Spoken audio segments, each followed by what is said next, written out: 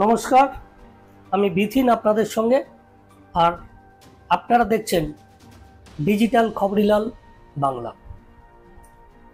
অবশেষে ধ্রুপদী জগতে বাংলার স্বীকৃতি হলো। ধ্রুপদী ভাষার মর্যাদা পেল আমাদের মাতৃভাষা বাংলা। বৃহস্পতিবার সংস্কৃতি মন্ত্রকের তরফে এই সুখবর শোনানো হয়েছে। এতদিনের লড়াই অবশেষে জয় পেল আমাদের প্রাণের ভাষা। বাংলাকে ধ্রুপদী ভাষার তকমা দেওয়ার নেপথ্যে বাঙালি গবেষকদের দীর্ঘদিনের গবেষণাকে শেষ পর্যন্ত স্বীকৃতি দিল কেন্দ্র সরকার। আর দেবীপক্ষের সূচনায় এমন সুখবরে স্বভাবতই খুশির বন্যায় ভেসেছে আপামর বাঙালি। অনেকে বলেছেন এটা বাঙালির পুজোর উপহার। বাংলা ভাষাকে ধ্রুপদী ভাষার মর্যাদা দেওয়া নিয়ে বহুদিন ধরে লড়াই চালিয়ে যাচ্ছেন বিশিষ্ট ব্যক্তিরা। পাতার পর পাতা গবেষণার কাজ কেন্দ্রের দরবারে জমা দেওয়া হয়েছে। তারপরও বাংলার মতো সমৃদ্ধ সৃষ্টিকর্মের ভাষা ধ্রুপদী জগতে ঠাঁই পায়নি। অনেকেই এ নিয়ে বারবার মুখ খুলেছেন। এতেও বাংলার প্রতি কেন্দ্রের বঞ্চনার অভিযোগ তুলেছেন অনেক পণ্ডিত বিশেষজ্ঞ। শুধু বাংলাই নয়, এবার আরো 5টি আঞ্চলিক ভাষাকে ধ্রুপদী ভাষার তকমা দেওয়া হয়েছে। সেই তালিকায় রয়েছে যেমন মারাঠি ভাষা, পালি ভাষা, প্রাকৃতিক ভাষা, অসমিয়া ভাষা। সকলে বলছে ভাষার জন্য এতদিনকার লড়াই সার্থক হলো অবশেষে। আসলে এই ধ্রুপদী ভাষা কি? এতদিন কেন বাংলা ভাষার জন্য এই লড়াই চলে এসেছে?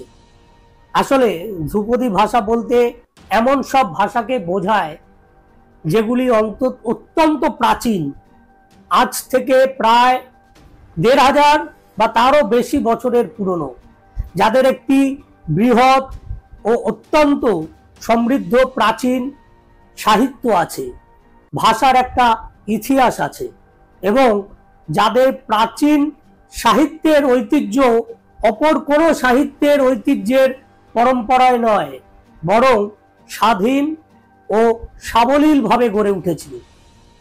বেশিরভাগ ধ্রুপদী ভাষাই বর্তমানে মৃত। এগুলোতে এখন আর কেউ সাহিত্য রচনা সেভাবে করে না। কিন্তু ধ্রুপদী ভাষাগুলির বিভিন্ন উপাদান বিশ্বের বহু আধুনিক ভাষাতে প্রভাব রেখে চলেছে। বিশ্বের অনেক আধুনিক ভাষা নতুন নতুন শব্দ প্রণয়নের জন্য তাদের নিকটবর্তী ধ্রুপদী ভাষাগুলি থেকে ঋণ গ্রহণ করে থাকে। যেমন আধুনিক ইউরোপীয় ভাষাগুলি নতুন বৈজ্ঞানিক পরিভাষার জন্য লাতিন ও গ্রিক ভাষা থেকে শব্দ গ্রহণ করেছে। আধুনিক ভারতীয় ভাষাগুলিও একই উদ্দেশ্যে বহু ক্ষেত্রে সংস্কৃত ভাষা থেকে শব্দখণ্ড ধার নিয়েছে। এই হলো ধ্রুপদী ভাষার একটা সংক্ষিপ্ত পরিচিতি।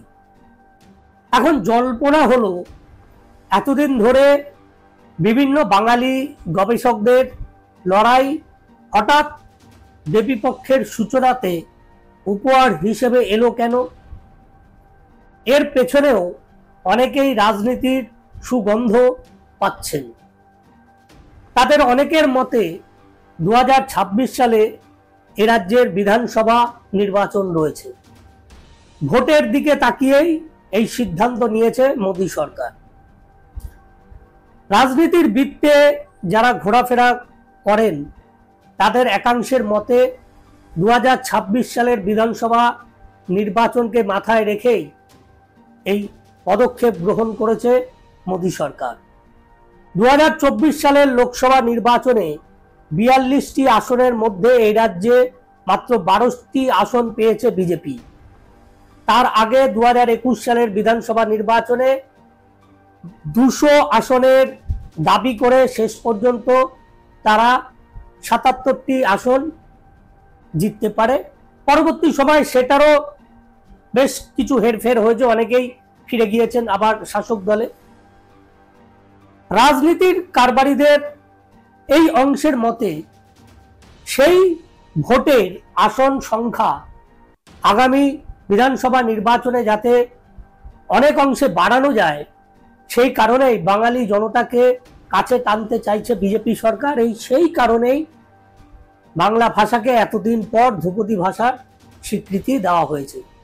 তবে যাই হোক, এখন থেকে বাংলা ভাষা ধ্রুপদী ভাষার মর্যাদা পাবে, এটাই বড় কথা। এখন বিষয় হলো, বাংলা ভাষার নাম হলো, গয়না হলো, বিশেষণ হলো, কিন্তু এটা নিয়ে সরকার কি করবে? সরকার কি এর বিস্তারে সাহায্য করবে? কেন্দ্রীয় সরকার বা রাজ্য সরকার এখন এই ভাষা নিয়ে কি করবে সেটা জানার দরকার সবার আগে।